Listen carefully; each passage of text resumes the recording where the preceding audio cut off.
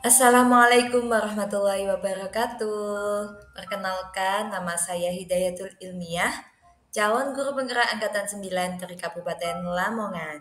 Hari ini saya akan menjelaskan koneksi antar materi modul 1.4, yaitu tentang budaya positif. Di sini saya akan memberikan kesimpulan saya mengenai peran saya dalam menciptakan budaya positif di sekolah.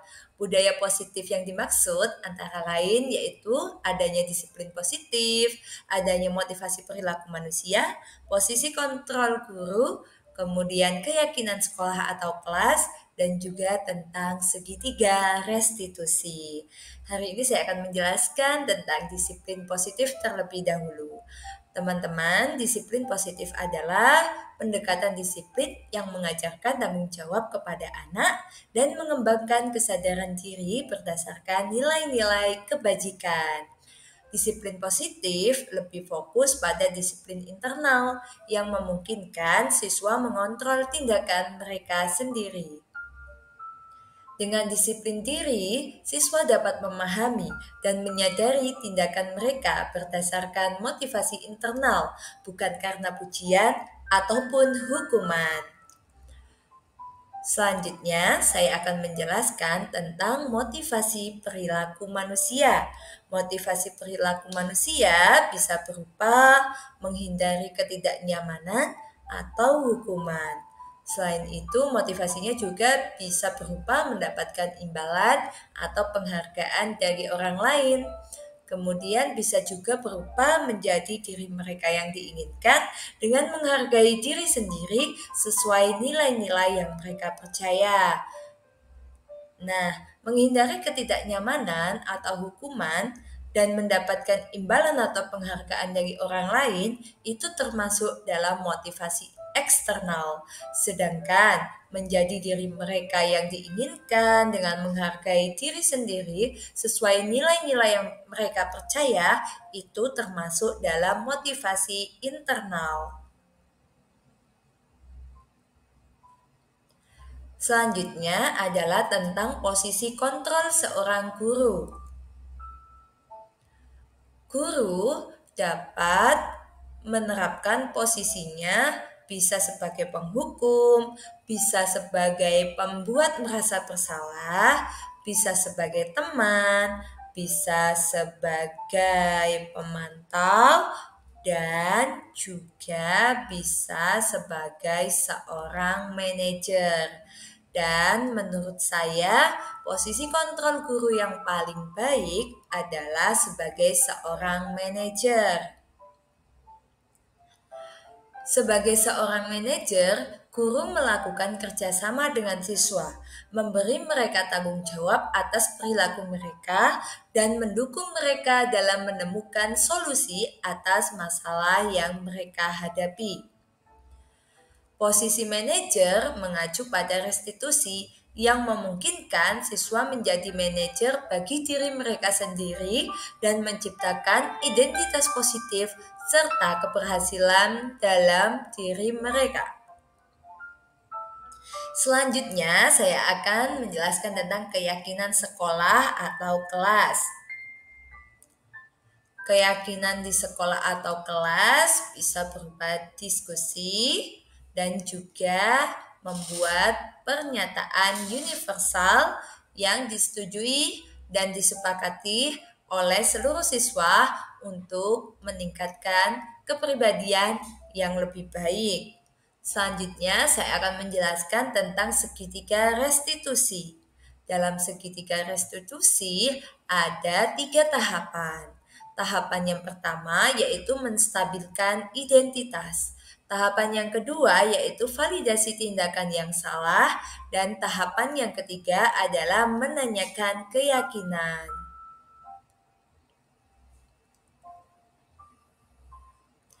Dengan adanya segitiga restitusi, siswa diharapkan akan menjadi anak yang mandiri dan bertanggung jawab. Selanjutnya adalah tentang budaya positif. Budaya positif menurut filosofi Ki Hajar Dewantara Pendidikan yang berfokus pada perkembangan potensi yang ada pada siswa, serta mewujudkan sekolah yang nyaman, aman, dan berpihak pada siswa. Budaya positif dalam nilai dan peran guru penggerak adalah kolaborasi antara semua anggota sekolah dengan keyakinan sekolah yang disepakati dan dijalankan bersama, juga akan mendorong terwujudnya budaya positif. Menurut visi guru penggerak adalah perubahan yang diinginkan adalah terbentuknya budaya positif agar meningkatkan lingkungan sekolah yang nyaman, aman, dan berpihak pada siswa. Refleksi. Refleksi pemahaman yang pertama. Sejauh mana pemahaman Anda tentang konsep-konsep inti yang telah Anda pelajari di modul ini? Adakah hal yang menarik untuk Anda dan di luar dugaan? Di sini, saya mempelajari banyak hal. Yang pertama tentang disiplin positif. Disiplin positif adalah pendekatan disiplin yang mengajarkan tanggung jawab kepada anak dan mengembangkan kesadaran diri berdasarkan nilai-nilai kebajikan. Dengan disiplin diri, siswa dapat memahami dan menyadari tindakan mereka berdasarkan motivasi internal, bukan karena pujian ataupun hukuman. Saya juga mempelajari tentang posisi kontrol. Ada 5 posisi kontrol yang dapat digunakan oleh seorang guru, yaitu sebagai penghukum, sebagai pembuat merasa bersalah, sebagai teman, pemantau, dan manajer. Di antara kelima posisi kontrol tersebut, sebaiknya guru menggunakan posisi kontrol sebagai manajer. Sebagai manajer, guru melakukan kerjasama dengan siswa, memberi mereka tanggung jawab atas perilaku mereka, dan mendukung mereka dalam menemukan solusi atas masalah yang mereka hadapi. Saya juga belajar tentang teori motivasi. Terdapat 3 motivasi perilaku manusia, yaitu menghindari ketidaknyamanan atau hukuman, mendapatkan imbalan atau penghargaan, dan juga menjadi diri mereka yang diinginkan dengan menghargai diri sendiri sesuai nilai yang mereka percaya. Saya juga mempelajari tentang kebutuhan dasar manusia. Ada 5 kebutuhan dasar manusia, yaitu kebutuhan bertahan hidup, kasih sayang, dan rasa diterima, pengakuan atas kemauan, kebebasan, dan kesenangan. Saya juga belajar tentang membuat keyakinan kelas. Guru berperan dalam mewujudkan keyakinan bersama di sekolah ataupun di kelas melalui kesepakatan antara guru dan siswa. Keyakinan tersebut berupa pernyataan universal yang mudah diingat dan dipahami dan harus diterapkan dalam lingkungan sekolah. Kemudian saya juga belajar tentang segitiga restitusi, penerapan segitiga restitusi dalam penyelesaian masalah. Sebagai seorang guru yang berperan sebagai manajer, saya menggunakan segitiga restitusi dalam penyelesaian masalah dengan melalui 3 tahap, yaitu menstabilkan identitas, validasi tindakan yang salah, dan menanyakan keyakinan. Dan menurut saya, tentang pemberian penghargaan. Saya menyadari bahwa penghargaan ternyata dapat memiliki dampak negatif juga bagi siswa, seperti merusak hubungan, mengurangi ketepatan, menurunkan kualitas, dan mematikan kreativitas. Penghargaan dapat juga bersifat menghukum bila tidak digunakan secara tepat. Dan refleksi pemahaman yang kedua, perubahan apa yang terjadi pada cara berpikir Anda dalam menciptakan budaya positif di kelas maupun di sekolah Anda setelah mempelajari modul ini? Selama ini saya adalah sebagai guru yang mungkin membuat rasa bersalah pada siswa dan juga sebagai penghukum. Dan selanjutnya saya akan berusaha untuk menjadi guru dengan posisi kontrol sebagai manajer. Kemudian refleksi pemahaman yang ketiga, yaitu pengalaman seperti apa yang pernah Anda alami terkait penerapan konsep-konsep inti dalam modul budaya positif, baik di lingkup kelas maupun di sekolah Anda. Nah, pengalaman saya adalah dengan melakukan segitiga restitusi.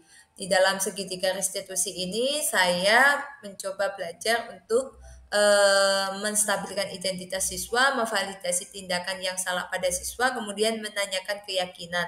Ternyata dengan saya melakukan segitiga restitusi, saya menjadi lebih nyaman menghadapi siswa, lebih sabar memahami siswa, dan siswa juga tidak merasa tersakiti dengan saya. Kemudian refleksi pemahaman yang keempat yaitu bagaimana perasaan Anda ketika mengalami hal-hal tersebut. Saya sangat termotivasi, saya sangat senang, dan saya merasa bangga bisa menjadi guru yang baik bagi siswa saya. Kemudian refleksi pemahaman yang kelima yaitu menurut Anda terkait pengalaman dalam penerapan konsep-konsep tersebut, hal apa sajakah yang sudah baik, adakah yang perlu diperbaiki? Nah, hal yang sudah yang perlu saya perbaiki yaitu tentang motivasi internal. Di motivasi internal ini selama ini mungkin saya masih banyak motivasi eksternal, dan untuk selanjutnya saya akan belajar untuk menumbuhkan motivasi internal dalam diri saya. Kemudian saya juga akan belajar menjadi seorang manajer dalam posisi kontrol saya sebagai seorang guru. Kemudian refleksi pemahaman yang keenam yaitu sebelum mempelajari modul ini, ketika berinteraksi dengan murid berdasarkan 5 posisi kontrol, posisi manakah yang paling sering Anda pakai dan bagaimana perasaan Anda saat itu? Setelah mempelajari modul ini, posisi apa yang Anda pakai dan bagaimana perasaan Anda sekarang? Apa perbedaannya? Kalau dulu saya mungkin sebagai pembuat rasa bersalah dan juga sebagai pemantau ketika menghadapi anak-anak yang ada di kelas, dan perasaan saya kalau saya melakukan sebagai pembuat rasa bersalah dan hanya sebagai pemantau, perasaan saya itu merasa bersalah, kemudian sedih, dan juga menyesal. Terkadang saya juga langsung menelpon wali murid untuk mengkonfirmasi apa yang sudah saya lakukan pada anaknya pada saat itu. Namun untuk selanjutnya saya akan belajar memposisikan diri saya sebagai seorang manajer di dalam kelas. Refleksi pemahaman selanjutnya yaitu sebelum mempelajari modul ini, pernahkah Anda menerapkan segitiga restitusi ketika menghadapi permasalahan murid Anda? Jika iya, tahap mana yang Anda praktekkan dan bagaimana Anda mempraktekannya? Nah, saya dulu ya pernah dalam menstabilkan identitas siswa, yaitu saya mengucapkan anak-anak setiap orang pasti pernah melakukan kesalahan dan tidak ada manusia yang sempurna.